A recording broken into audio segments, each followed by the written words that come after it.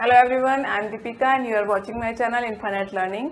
So viewers, आज हम class 12 के चैप्टर 5 कंटिन्यूटी एंड डिफरेंशियबिलिटी पढ़ेंगे. क्लियर? तो पहले मैं आपको कंटिन्यूटी बताती हूँ एंड डिफरेंशियबिलिटी बाद में पढ़ेंगे.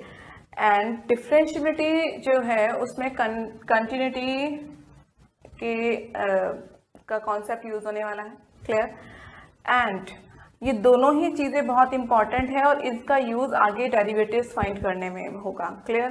तो जितना भी अब हम आगे पढ़ेंगे, हम पीछे पढ़ चुके हैं, all things are connected to each other. अभी आपको पता चल जाएगा. तो कंटिन्यूटी कहते किसे हैं? देखिए, कोई भी फंक्शन का ग्राफ जब हम कंटिन्यूसली बना देते हैं, that means without lifting the pen, that is called the graph of continuous function. Just like अगर हम इस तरह ग्राफ बना दें, this is x and this is x dash, y and y dash. अगर हम इस तरह ग्राफ बना दें, clear? So this is the continuous graph of continuous function. अगर आपका graph x dash, this is y dash, इस तरह बन जाए, क्लियर? देखिए हमने ऐसे बना दिया, पेन उठाया नहीं, तो इसका मतलब क्या है? Graph of continuous function. Got it? But ये दोनों क्या हो गए हमारे पास? Graph of continuous function. Clear? चलिए हम डिसकंटिन्यूटी देख लेते हैं. देखिए, अगर आपके पास कोई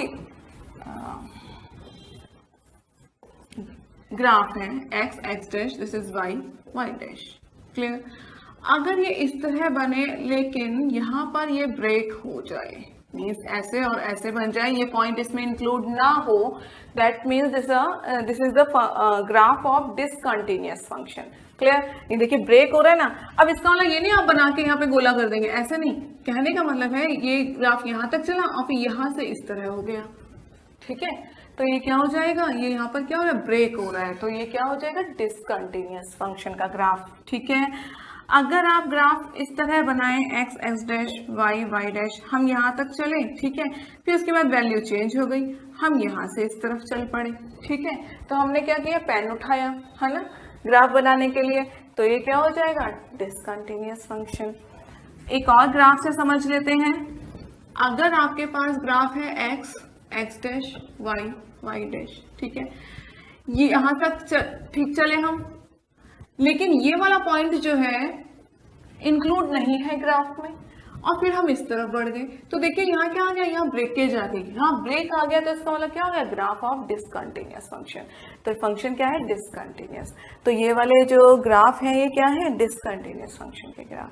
गॉट इट? यानी ग्राफ देख के आप समझ गए कि क्या कैसे होगा. क्लियर? अब देखिए हम एक एग्जाम्पल से आपको पता चलेगा. अभी तक तो हम केवल ग्राफ बता रहे हैं. अब ग्राफ बनाएंगे किसका? फंक्शन तो पता होना चाहिए.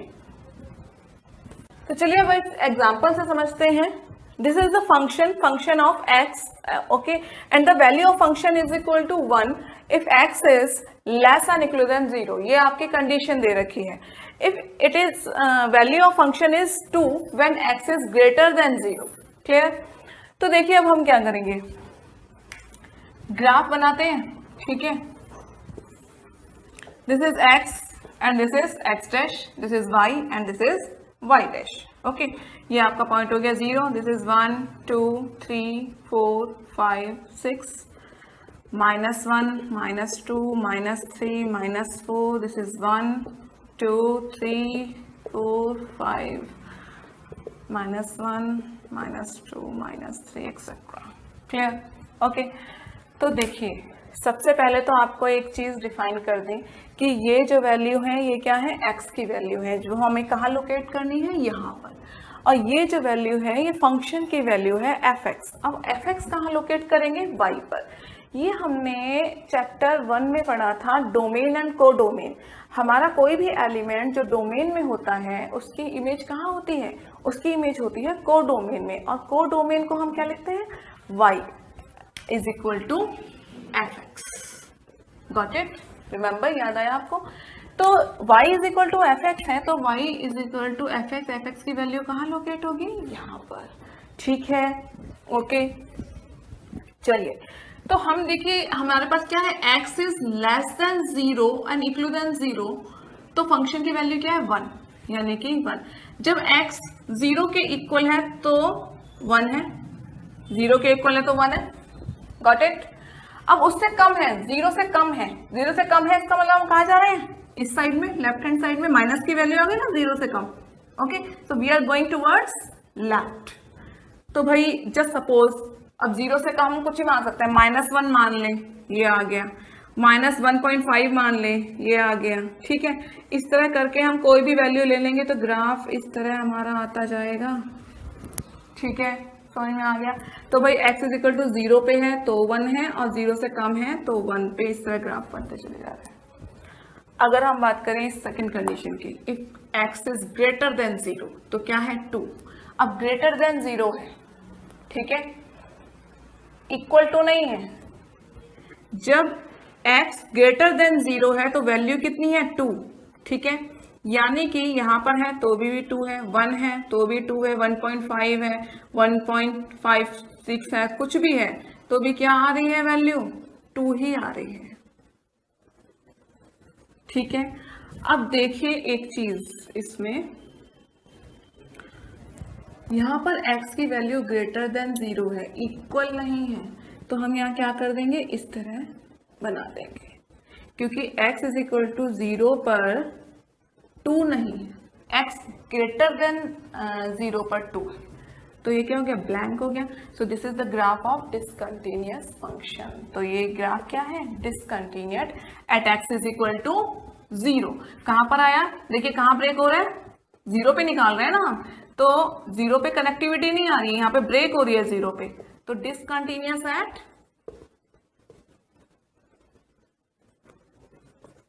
x इज इक्वल टू 0, ठीक है, function is discontinuous at x is equal to 0।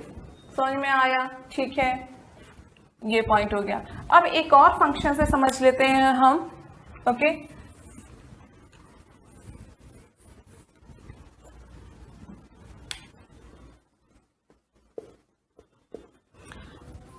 देखिए 1 है value if x is not equal to 0 and 2 है if x is equal to 0, ठीक है।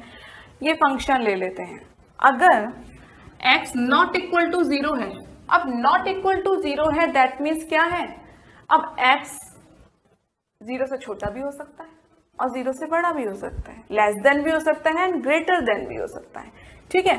तो देखिए जब हम इसमें अब दो कंडीशन अप्लाई होगी, x लेस देन और x ग्रेटर देन, इक्वल नहीं होना चाहिए यहाँ पर, ठीक है। तो भाई अब हम अगर लेस लेके चलें तो 1 है, x 0 से लेस लेंगे तो ये वाली वैल्यू आ जाएगी, तो ग्राफ किस तरफ चले जाएगा, इधर, गोइंग टुवर्ड्स द लेफ्ट। ये लाइन हम इसलिए बनाते हैं क्योंकि अगर हम x की वैल्यू मान लीजिए -0.5 ले रहे हैं तो क्या आ जाएगा, यहाँ पर -1 ले रहे हैं तो ये आ गया, -1.5 ले रहे हैं तो ये, ऐसे पॉइंट्स आते चले जाएंगे, तो वो मैंने ऐसे ही बना दिया कंटिन्यूस, ठीक है। अब x ग्रेटर देन 0 है, ग्रेटर देन 0 है तो यहाँ पर क्या है, इस तरफ जाए, 1 है ना ग्रेटर देन 0 पे, तो भाई अगर 0.5 है तो भी 1 है, 1 है तो भी 1 है, 1.5 है तो भी 1 है, 2 है तो भी 1 है, तो ये क्या हो जाएगा इस तरफ। लेकिन ये 0 पर नहीं है, नॉट इक्वल टू 0 है, x इज इक्वल टू 0 पर 1 नहीं है, तो हमने ये ब्लैंक कर दिया, गॉट इट। तो देखिए क्या हो गया, डिसकंटिन्यूअस हो गया यहाँ पर, ओके। अब x इज इक्वल टू 0 पे क्या है 2, x इज इक्वल टू 0 पर है 2, ये, okay. So this is the graph of discontinuous function. तो इस ये जो ग्राफ बना है इसका फंक्शन जो है वो डिसकंटिन्यूअस होगा, और डिसकंटिन्यूअस कहाँ हो रहा है, x इज इक्वल टू 0 पर, तो function is discontinuous at x is equal to 0। समझ में आया? देखिए अगर हम यहाँ 1 कर देते, अगर 1 कर देते तो इसका मतलब क्या था, x इज इक्वल टू 0 पे भी 1 है, ठीक है, तो ये लाइन क्या हो जाती, कंटिन्यूअस हो जाती, ठीक है। तो ये क्या बन जाता इस कंडीशन में, ग्राफ ऑफ कंटिन्यूअस फंक्शन। समझ में आया? कंटिन्यूटी एंड डिसकंटिन्यूटी का। क्लियर? तो ये तो हो गया हमारा कॉन्सेप्ट। अब हम फंक्शन कंटिन्यूस है या डिसकंटिन्यूस है इसको प्रूफ कैसे करते हैं। ठीक है, तो देखिए मैं आपको कभी केवल लिमिट बता रही हूँ कि जब हम इधर जाते हैं इस लाइन से 0 से टूवर्ड्स लेफ्ट, जब हम लेफ्ट में जाएंगे तो हम लिमिट लिखने का तरीका क्या होता है, लिमिट इन शॉर्ट इस तरह लिखेंगे x टेंस टू, जो भी आपको नंबर दे रखा होगा यहाँ पे, जो भी कंडीशन अप्लाई, देखिए यहाँ पे 0 दे रखा है, ठीक है, तो 0 लिख लेंगे। अगर जो भी नंबर दे रखा है वो लिखेंगे। स्टैंडर्ड फॉर्म में हम c लेते हैं कोई भी कांस्टेंट नंबर को, तो c माइनस, ऊपर माइनस आ जाएगा, एंड fx। Got it? अब अगर हम राइट में जा रहे हैं तो हम क्या लिखेंगे, limit x tends to c plus fx। ये लिमिट लिखने का तरीका है, ये होती है left hand limit, that is called right hand limit. ये क्वेश्चन में काम आएगी, ये मैंने अभी बताया है कैसे काम आएगी, अभी इसके बाद बताएंगे। ठीक है, तो जब हम क्वेश्चन फाइंड आउट करते हैं कि ये कंटिन्यूस है या नहीं है, तब हमें कौन से स्टेप लेके चलने हैं। ओके,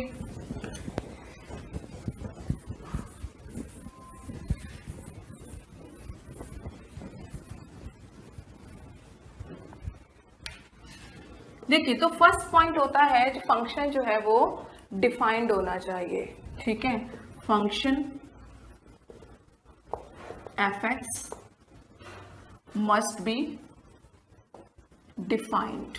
अब ये डिफाइंड क्या होता है भाई, तो फंक्शन जो है आपका, कोई भी फंक्शन हो 1/0 की कंडीशन में नहीं आना चाहिए कोई भी फंक्शन।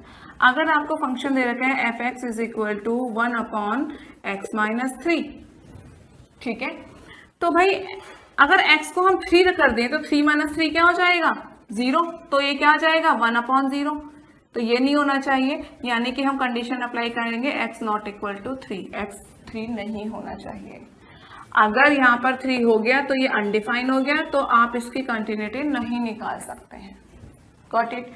तो फंक्शन जो है वो डिफाइंड होना चाहिए। अगर आपके पास फंक्शन है सिंपल है x माइनस 3 तो कोई प्रॉब्लम ही नहीं है, डिनोमिनेटर तो है ही नहीं, 0 आने का कोई चांस ही नहीं है। ठीक है, तो फंक्शन इस तरह से हम लिखेंगे कि डिफाइन होना चाहिए फंक्शन। ठीक है, अब according to definition limit x tends to c fx is equal to fc।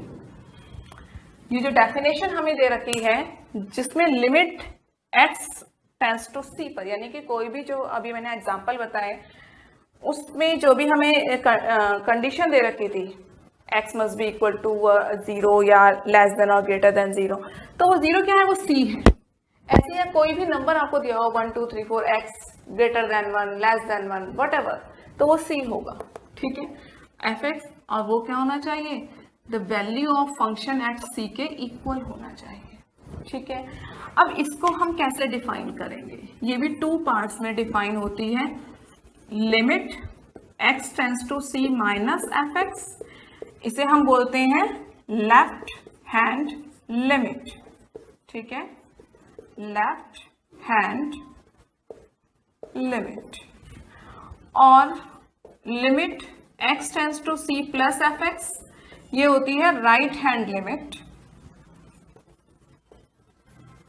Right hand limit. ठीक है, तो ये दोनों, और ये हमारा होता है limit x tends to c fc। ठीक है, यानी value of function at x is equal to c।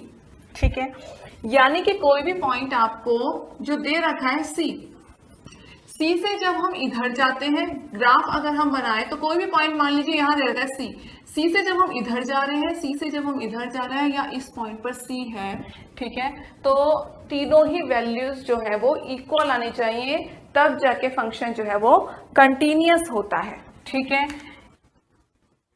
यानी left hand limit is equal to right hand limit is equal to value of function at x। इसको हम लिख सकते हैं left hand limit, right hand limit and F C. Clear? जब ये तीनों equal होंगे तब हमारा फंक्शन कंटिन्यूअस होगा। Got it?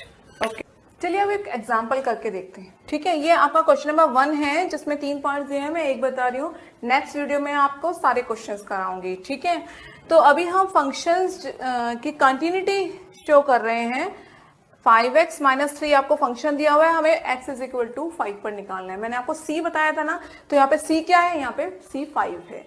ठीक है, तो चलिए देखिए, मैंने सबसे पहला पॉइंट बताया था कि आपको ये देखना है कि फंक्शन डिफाइन है या नहीं। तो इसमें कोई डिनोमिनेटर तो है नहीं, 1/0 वाली कंडीशन नहीं है, तो इसका मतलब क्या है? Function is defined. Given function is defined for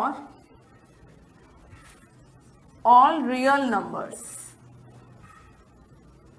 भाई x कोई कुछ भी हो सकता है, कोई भी रियल नंबर के लिए क्या होगी? ये डिफाइन वैल्यू होगी। ठीक है, अब हमारा नेक्स्ट स्टेप क्या है?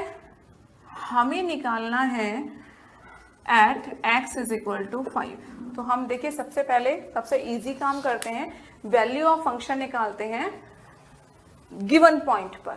ठीक है, तो हम हमारे पास क्या है? f(x) = 5x - 3। तो हम x की जगह क्या कर दें? 5 रख लें। तो 5 × 5 - 3, दिस इज 25 - 3, तो ये कितना हो जाएगा? 22। Got it? तो x = 5 पर वैल्यू ऑफ फंक्शन कितनी आई है? 22। तो ये f5 की वैल्यू है। हम fc निकाल रहे थे ना, तो हमने f5 निकाल गए यहाँ पर। Got it? अब हम निकालेंगे left hand limit. And now अब हम क्या निकालेंगे? Left hand limit. ओके, ये मैंने इस तरह लिख दिया है ताकि एक ही पेज पर आपको एक ही बार में सारा समझ में आ जाए।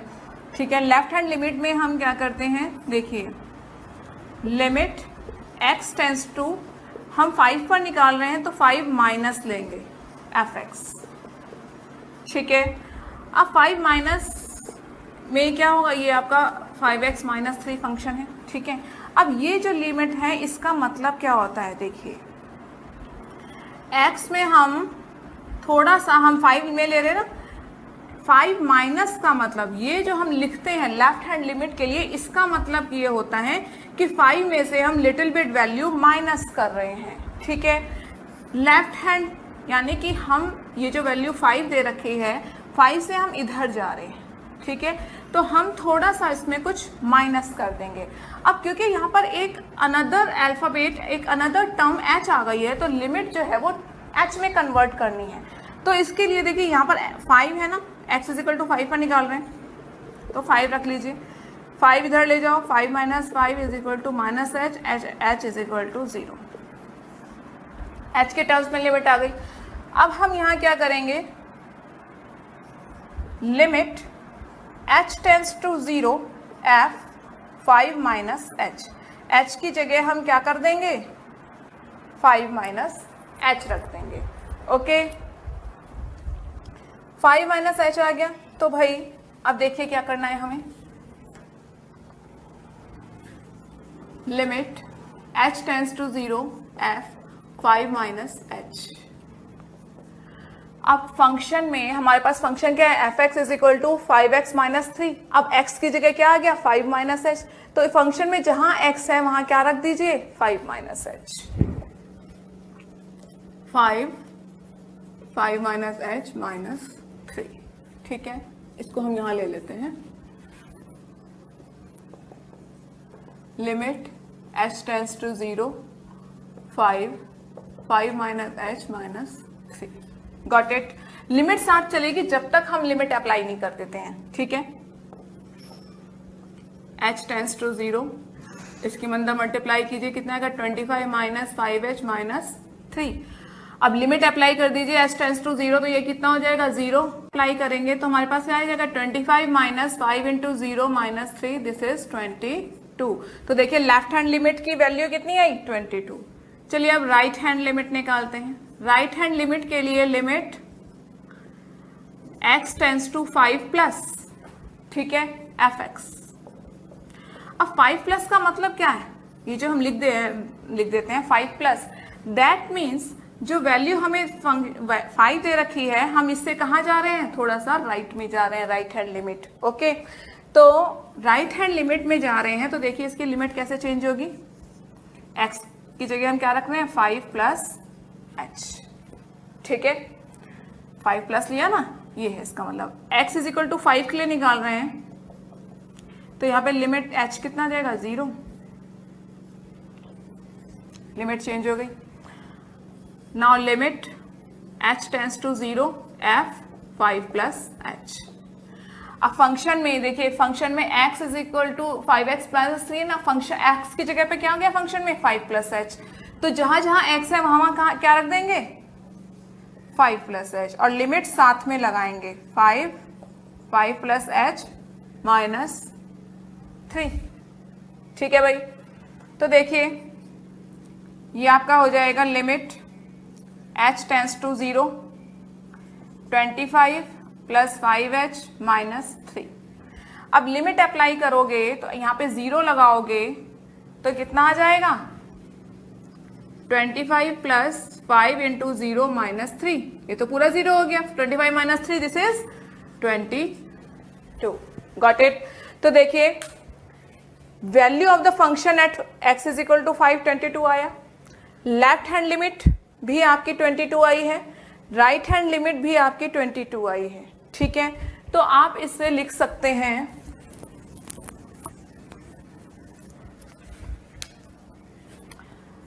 Limit x tends to 5 minus fx is equal to limit x tends to 5 plus fx is equal to f5। All are equal, that means left hand limit is equal to right hand limit is equal to fc। ठीक है, all are equal, hence fx is continuous at x is equal to 5। This is the answer। तो function जो है वो x is equal to 5 पर continuous है। समझ में आया आपको? आई थिंक ये एग्जाम्पल से आपको अच्छी तरह समझ में आ गया होगा। अब हम नेक्स्ट वीडियो में 5.1 के कुछ क्वेश्चंस कवर करेंगे। ठीक है, बट उससे पहले, वो वीडियो देखने से पहले ये ज़रूर देखिएगा इंट्रोडक्शन, क्लियर, क्योंकि जब तक ये नहीं देखेंगे तब तक क्वेश्चन नहीं कर पाएंगे। ओके, आई होप ये वीडियो आपके लिए बेनिफिशियल है। Please like the video and subscribe the channel. Okay, so keep practising.